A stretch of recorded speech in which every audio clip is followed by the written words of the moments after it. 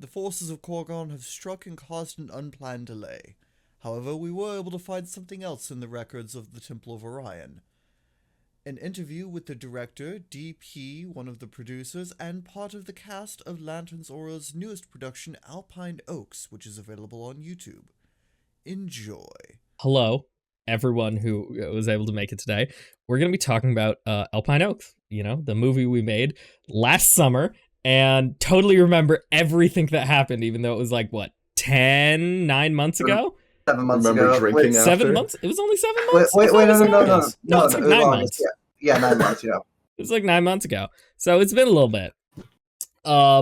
So just to start off, guys want to introduce yourselves, starting off with Dragon on the farthest side. I'm Sean. I was the writer and director of the film. Yeah. Garrett. Hello, everyone. I'm Garrett Coordingly. I was the director of photography, the camera guy, the myth, the man. Andrew. I'm Andrew Watson. I was the murderer, and that's it. And Matt. And I'm Matt Hall, and I was the lead in Alpine Oaks, and I had a great time. And who don't know me, I'm Carter Lyon. I did the drone pilot work, but I'm mostly going to be doing the kind of leading this interview style thing today. And to start us off, what was your first thought when you first, either read the script or heard about the project, or generally kind of knew what you were getting into? What were you guys kind of thinking when you were approached about this? And anyone can feel free to talk. You go first. Yeah. I found out, hey, we're going to be in a cabin in the middle of nowhere with a bunch of people who work in film. Let's shoot some shit. And so I started writing. And I figured, what better for a cabin in the middle of nowhere than a horror script? And then I gave the script to Carter and let him start coordinating, getting everyone organized for up there, since he was closer to the location than me and actually in the same country as the location. Yeah. Yeah, I was working I still work at a grocery store, but I was working at a grocery store at the time, and I wasn't really part of this community, but I ran into Carter, who I had helped out with your drama class back in high school. About how many years ago was that? Like 5 years ago now? Like 5 years ago. Yeah. 5 years ago, yeah. So I was catching up with you, and I heard you started a production company, and I was like, oh, I'm an actor. Let me know if you need anything. So yeah, I think it was like later on that day, you were like, hey, I've got this. We're looking for somebody for this film if you want to be part of it. So I jumped on board because I like working with you, and I always have enjoyed being around you, Carter. And when I first read the script, I liked it a lot because I love slasher movies and I love horror movies, and I felt like this was a nice twist on that genre, where it was kind of the aftermath of a slasher movie, and it wasn't about it was kind of about teenagers who got killed at a cabin, but it was the aftermath of that. It wasn't just the usual thing. I felt like there was a cool twist on that approach, and I liked that, so I was excited to dive in. Andrew, Garrett. I'll go. I was very, very excited to be a part of it, to be honest. I have a bad memory, so I forgot that I was even a part of it. But it was a fun time, and it got social anxiety, so I was very, very happy to have a role that doesn't speak at all. But yeah, I mean, it was a lot of fun. I mean, had a day and a half or something of just partying and drinking after, which was really great. Everybody was awesome. It was fun to chase after Matt and then watch him fall over a couple times, right? But I mean, yeah, it was a good time. It was fun, and I'd gladly do it again. So yeah. My first reaction when Carter came to me and said, hey, we want you to be the camera guy, I was like, you want me to be the camera guy? Okay, your funeral. But I mean, it turned out super well. Everyone was like super cool. Like, yeah, everyone else was saying, super cool on the trip. It's a lot of fun, and more than anything, I was just glad I got the opportunity to do it. Following up on that, Garrett, a little bit, was there any particular challenges that like the environment and filming location presented when filming Hmm. from your like perspective, holding the camera? Oh, yeah. I remember running through the forest and jumping over bushes and fallen trees. Um, and oh, n- uh, there were a couple tracking shots where I was following behind, and I had to keep the camera steady, but not trip over any roots that were or any like slippery rocks.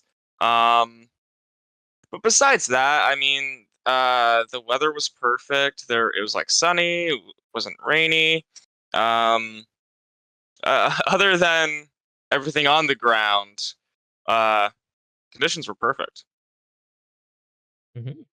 Uh, and I guess also going into it a little bit, what what is your guys' background in film and acting and stuff going into it? Like, did you have experience before you did it, or was this kind of your first hit into this sort of field?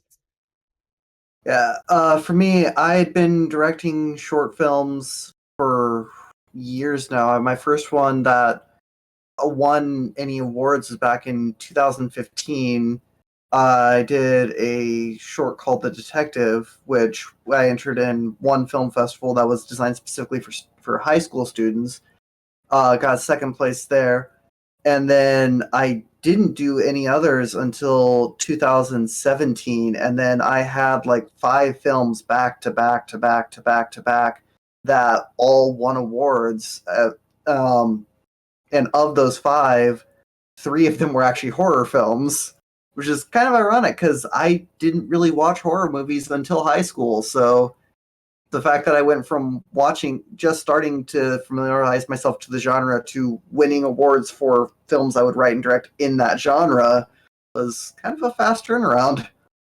And then between then and when we shot this, I got hired to actually start working on bigger productions. Like I spent a year working on The Walking Dead, and I wrapped on that just a couple months before we went up and shot Alpine Oaks. For me, I went to school in Fanshawe in London, Ontario for film production, which was okay. But there I directed and wrote a few shorts. I learned how to use audio equipment. I basically learned like the intermediate skills of everything. But like, funnily enough, like I'd say that my camera work was the weakest. But after working on Alpine Oaks, I felt pretty confident about it. Um, and I think besides Alpine Oaks, I've worked on some Mothers Against Drunk Driving PSAs and on a I can't name it, but a Canadian reality TV show. You know what it is. It's not one of the trashy ones, but I can't say it. Um, uh, yeah, that's it. Nice.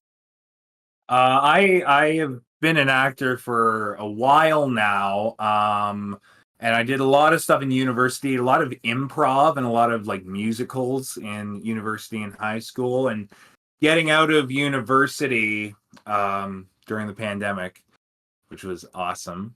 I started really focusing on my YouTube channel, which is a lot of comedy shorts and improvised stuff like that. But I was in late 2021, early 2022, I was just feeling kind of stuck as like a creative person. So I started making my own films on YouTube and kind of working with the camera, just like filming stuff in my apartment, which I'm still doing, and I quite enjoy because it's just a way to express myself and get some practice acting wise and learn a little bit more about filmmaking itself. But yeah, and I think just a couple months before Alpine Oaks, I just started doing improv again in Oakville, which has been great. I don't mean for that to sound sarcastic. And I feel like that came out sarcastic. It's actually fantastic. I love it. But no, it was funny to be doing all this comedy work and then get cast in a horror movie that's like totally serious. But weirdly did actually come into play and did help because my character had little to like very few lines and little to work with just because it's such a short such a short film, but there were improv techniques I just tried to employ just to keep things fresh and try new things, and Sean was nice enough to let me play with that. So yeah, this was a good experience for me, and it gave me a lot of confidence as an actor and as a creative person. So I've continued making my own stuff, and I feel less stuck now. So yeah, it's great. Pretty awesome. So best for last, no experience whatsoever. Yeah. On that, Andrew, what was it like to play the killer with your background, and generally for anyone who knows you, your demeanor is not particularly intimidating or like, Thank you. I mean, it was kind of easy, to be honest. You had a big mask on, you put on a big heavy-duty jacket, right? So I'm already pretty stiff from wearing that, and then the mask, fogs up, so I can't see anything, so I'm already kind of having that shifty look about me. And then also generally being awkward, that probably helped play the role play well. But yeah, I don't know. It was, I think also just everybody was really nice, right? Everybody was friendly, so it was pretty easy to just feel comfortable and try things without feeling too embarrassed, I guess. So, yeah. Good to hear. Do you guys have any notable moments that you really liked from the film, or anything, or any behind the scenes or things that made it into it that you really thought were like, oh, this is worth noting? My favorite shot of the entire film is the one where the flask drops. As Matt's running away, and then Andrew chases after him. It's just, I love the way that shot turned out. Don't think it actually took that many takes either. I just dropped it perfectly. I know. I'm not good. Yeah. That was a good shot. I like the shot, and I think it made it into the film where Andrew punched me in the face. Forgot about that. Oh yeah, you got cold collapse. Accident, but like immediately afterwards, Sean was like, "Get the medic," and I'm like, I'm it's fine, it's fine. Yeah, that shot had to be the one making it, because it was so perfect on camera too. It was so real. Such pain. Oh yeah. Such fear in his eyes. Both of them. Yeah. Oh, jeez.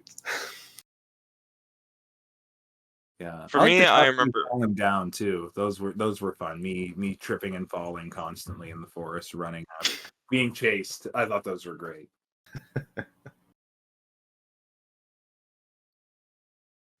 For me, I think my favorite was, or one of my favorites was, it was one of the night scenes where I remember I had to, oh yeah, I had to fall sideways with the camera, and I basically had to like do it in a way that was smooth. I didn't want to injure myself, so I had to I had to fold my knees first and then like tilt to the side.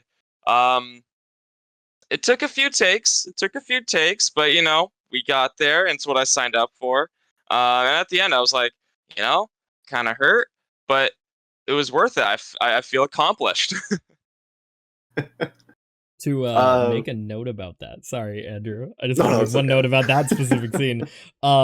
There's a behind the scenes clip, which maybe we'll release, of me with a pickaxe mining out the scene that Garrett has to fall into, because we had to dig a hole, because it's all rock. Where we're filming is up on like a stony kind of like rock area. So there's a scene of me with a pickaxe mining out a hole for them to fall into that's filled with like padding that we had to figure out how to make them like fall and not hurt themselves, but not make it look like padding. And sorry, I just had to note that one. I was just going to say, just the only scene, I guess, my favorite one, which isn't really much of a scene, was the cracked phone. And the only reason I liked that so much is because I was the one allowed to crack it. And that was fun. Smashing a phone on a rock. I know it didn't get into the film, but my favorite scene was when we smashed the guitar for no reason. The loudest gunshot about twang that. of the strings breaking, and it just never got used. Yeah, the broken guitar is in the film. It's just we don't It's in have the yeah, we just don't have the clip of it being broken in the film. Oh man. That was such a good clip. Other than that, Matt, what was, because I know this, we talked about a little bit on the actual set, but what was your method like of getting into being the detective and getting into that head? Well, like I said, he has few lines, so a lot of it, which I kind of like, because then it's a lot of it I can just kind of bring in myself. So, what I think is important with a character like that who you don't have a ton to work off of is to really map out as much as you possibly can. So I made a backstory for this character. I manifested a whole story for this guy and why he was here on this day investigating this crime and what that meant to him. And I kind of saw it as a little bit of a it's hard not to sound pretentious here, but doubling down on that. It's like kind of like a resurrection for himself and whatnot. The character's an alcoholic and, Yeah. clearly has some problems. So yeah, that was one thing. I want to say you took like 3 drinks in a single shot at one point, just from the flask, for that tracking shot going around the backside. Oh yeah. Yeah, it's a problem. It was a problem for his character, and I think it really showed.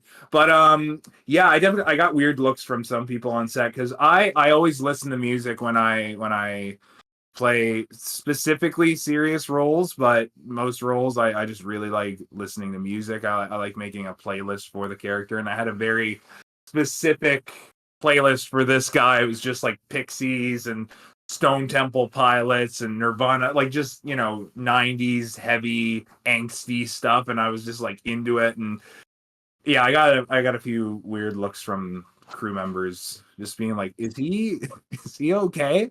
He's not playing the killer, he knows that, right? So yeah, it was a lot of fun. But yeah, it was yeah.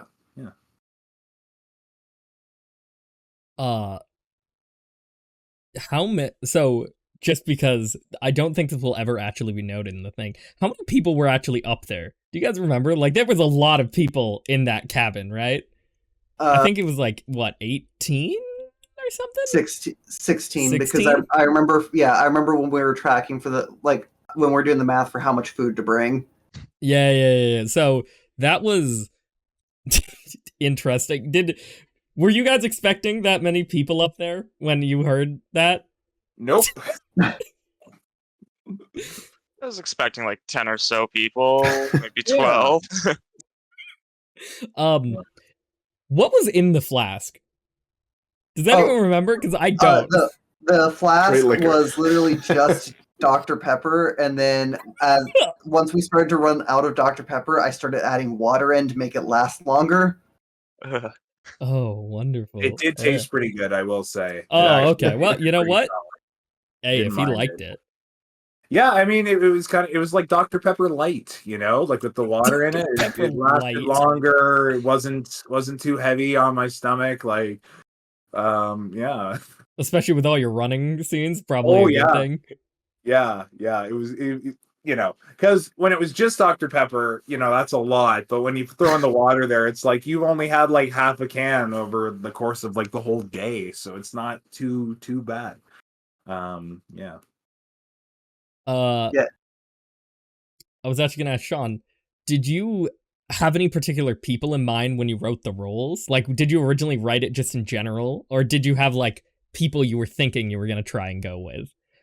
I didn't really have. The only person I had in particular was Addison. I had already picked out Mischief. I'd already picked out Arrow for. But beyond that, I really didn't know who I was even going to have access to while I was writing. So Yeah. So I kind of wrote and then prayed. For anyone who doesn't know, we filmed in Ontario, up north and up in northern Ontario for a lot of what we were filming, and a lot of our cast is not from Ontario. A large section of them was from BC. Some of our members were from the United States, and some of them it was their first time leaving their country to come to Canada, which was which was Sean's situation, which was really interesting. So I think I finally got the full head count of who all we were going to have, like maybe 3 weeks before we did it. Like it wasn't long. So it was a pretty tight window on a lot of those moments. I remember specifically we were actually building Matt's costume well on set because we weren't sure what we wanted him to look like, and we didn't have him ahead of time to see what the costume should look like. So we just kind of like threw shit on him, and eventually was like, yeah, that works.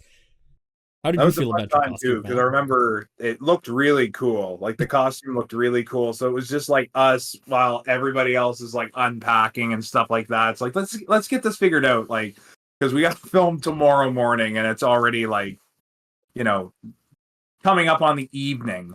So it was just, I think you, me, and Sean, just the three of us just in the living room going, oh, this looks sick, right? So that was fun. Yeah. And that one was my leather jacket, I think, wasn't it?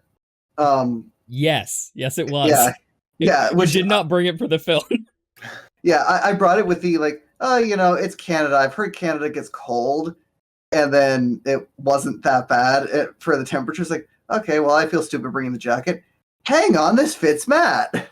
Yeah, I will say that got hot during the scenes outside. Like it got, like between takes, I was taking that jacket off and just like, need some water, need some Dr. Pepper Light, cool down. Yeah.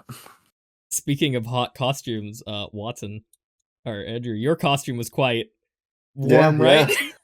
I mean, just taking it off whenever I could. The mask. I mean, my face was soaking wet every single take. I'm just glad that it was fogging up, because else you just see a sweaty killer just going. For reference, we had him in a winter jacket. That was like my old winter jacket. We threw him in, but we wanted to make it look rough, and it had like logos on it. So what we actually did, and I think there might be a background scene of this, is we put it on a target block and we shot it with like crossbows and like bow and arrows, and then I think we stabbed it at one point. We just pretty much shot as much as we could to just like destroy it. And then I still didn't think it was destroyed enough, so after they were done, I took a knife, and the thing was tear resistant, so I was taking a knife and trying to tear this thing even more, because there was one of the logos was still attached to it. So I took a knife and just kept cutting and cutting until there was no more logo. I think I took like the wood cutting axe we had. I think I took that to it, and like it didn't do anything. Like this jacket's like impervious. Like it was a great jacket. It is for reference, it is a Milwaukee heated jacket, like a construction jacket, because I wanted it to look like bulky, and so because of that, it's like exterior is like heavy canvas and like so difficult to cut. Oh, it was great. How do you guys feel about the final product of the film? I believe everyone's gotten to see it so far, right? Everyone's gotten to see it? Okay, good. It would be a little awkward if I asked that and we're like, no. No, I haven't seen it. What the fuck are you So talking not about? to any of us yet. I totally haven't seen it. We're gonna watch it in like 2 minutes. Don't worry. Been out since last year, you know. Yeah. No, I'm happy with how it turned out. I was really nervous when I first started putting together the rough cut, but I always am. And then it's because it's like, okay, I'm loving some of these individual shots. I got to put all the shots together now. And yeah, it turned out really good. So. Yeah. What did you guys? Oh yeah. Sorry. I loved it. Like I said, I love slasher movies, so it's cool as an actor to see myself in a slasher movie, and in one that I think is really well done and shot really well, and was really good performances from not just from me, from everyone. Not not to be that guy. No, but no, I really enjoyed the movie, and like I said, I like the idea of it and the whole kind of, you know, what do you call it? Like the pitch of it is just phenomenal, I think. So yeah, I was really pleased with how it turned out, and yeah. We talked about a little bit earlier. Injuries on set. Shout out to our wonderful medic who was on site the whole time to help us.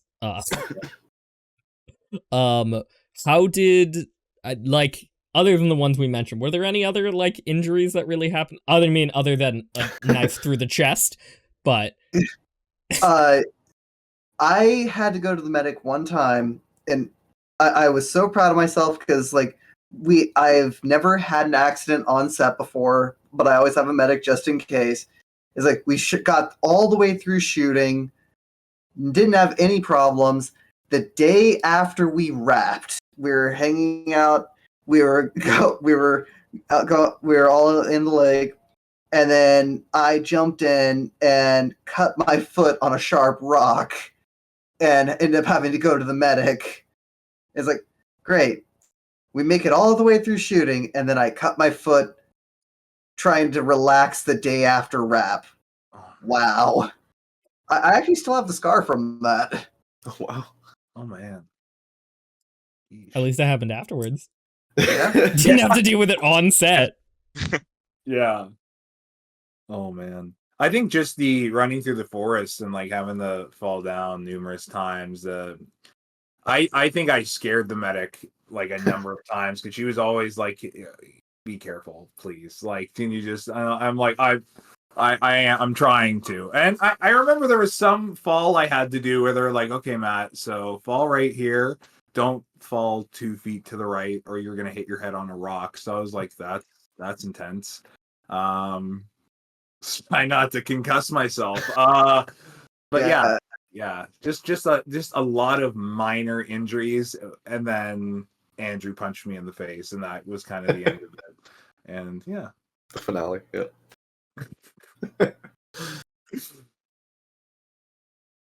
Yeah, you- I don't think. Oh, sorry. Oh, Yeah, go I ahead, don't go think ahead. there were any injuries, at least for me. I do remember scaring the medic a fair amount, both on and off set. But I think like what stands out to me was the bug bites. I remember there's like one shot where like I'm holding the camera and I just see a mosquito like fly and land on my finger. And it like bites and like I'm like and then like as soon as we cut, I'm like, it's thing off me. Yeah, I was like the one person I think that didn't get bit by any bugs while we were up there. But I also used like an excessive amount of bug spray, so Did you get injured at all, Andrew, or were you good? For the most part, I think I was pretty good. I was gonna say, for at least the last question, there's a scene that I think actually was in the final product where it's just at the very start, and I only notice it because obviously it happened to me. But like, I twist my ankle kind of when I'm just starting to walk after Matt menacingly. So just at the very start, I just go and then start walking normally. So I mean, well, other than that, I mean, I was just walking around. That's it. Yeah. If you guys could have, do you guys have any own personal like headcanons or thoughts about the characters that like weren't in the script, or ideas that you thought about it, you know? staying out of this one because I have plans, so I'm staying out of this one. I always imagined the killer because he was like in that like heavy duty work vest. I always imagined that he was like a disgruntled like local to like North Ontario cottage country, and all these like kids coming and partying. He's like these dang kids. I'm gonna murder them all. Wagging a finger. yeah, I can't remember like the exact background or backstory that I had for my character, but I knew there was something about the fact that he was definitely divorced and And yeah, just not a good relationship with his kids. That's the only thing I can remember. There was way more to it than just that. It wasn't like, well, is he an alcoholic, divorced? Like there was more going on there, but that's the only thing I can remember off the top of my head. And he really liked Pixies. He really liked listening to Pixies. Yeah. I know I always I thought the main group was there in my head, and this 100% is probably not canon, but I thought 100% the other Andrew who was on set, who played one of the not survivors, but one of the campers, was 100% there to break up with Addison, like Mister's character. That's just my own headcanon. Because he was just so quick to be like, take him, kill him first. 100% not true. Director, canonize it. Oh man. Yeah. Can I also just say about the when I got on set, this is just one thing I thought was really funny, where I was like, who's playing the killer in this? Because I don't know. And someone was like, oh, Andrew. And I was like, oh, the musician. And I kind of was like, oh, okay, that's all right. Well, I guess that would work. And they're like, no, not him. The other Andrew. And I look over at Watson and I'm like, 90210? Like, look, he's so cute. He's going to be the killer? Really? I'm like, all right. And then he puts on the mask and I'm like, oh, I don't want to fuck with him. Yeah. So, yeah, great casting with that, because I didn't expect it. And then you were really, really, really scary. Oh, man. I think there is actually some shots that didn't get used, but if you look super carefully, Watson's just in the background. Like, you can just kind of see his mask in the background of some shots. They might have been used, I'm not sure. But, like, if you look very carefully, his mask, he's just standing there in the background of frames, like, with Matt walking by, because I just wanted to make it as creepy as possible. So I think at one point I was like, hey, Watson, can you stand in the bush? Nice. I want to say one of those shots actually did make it in. Oh, yes. Yeah, and then we had to get that no trespassing sign for the just thinking of interesting stuff. That was one of the hardest things to find. Was that the no trespassing sign. We literally got it the day before we left to go up to shoot, because it took us that long to find one. I actually have it in the background. That's just, it has all the signatures. Everyone signed it. So next time that we go to film up there, if we need one again, we have to find another one. Yeah, we have to find another one. Overall, I mean, I think it turned out very well. Thank you all for coming and chatting with me so many months after. And I do. Oh, yeah. I just said absolutely. Yeah. And hopefully this will be fun for people to see at lunch, which should be sometime in August, I believe. I know it's in the fall. I don't remember the exact date off the top of my head. It's gonna be coming out later this year. Yeah, right now it's the film's on its still going through film festivals, and we're gonna launch it once it finishes this last one. I don't know what the dates are for the last one, so it will be at TBD, but it's coming out later this year, fall of 2023. There you go. Anyways, thank you so much for listening. Thank you guys so much for joining me. Bye-bye. Aslinth is a podcast created by Lantern Zora. Today's episode was an interview with Sean McGarry, Garrett Coordingly, Lyon, Matt Hall, and Andrew Watson, discussing the creation of Lantern Zora's other production, Alpine Oaks, available on YouTube. Aslinth will begin its regularly scheduled program again on January 19th, 2024, at 11 a.m. Eastern Standard Time. Thank you for watching, and we will see you all then.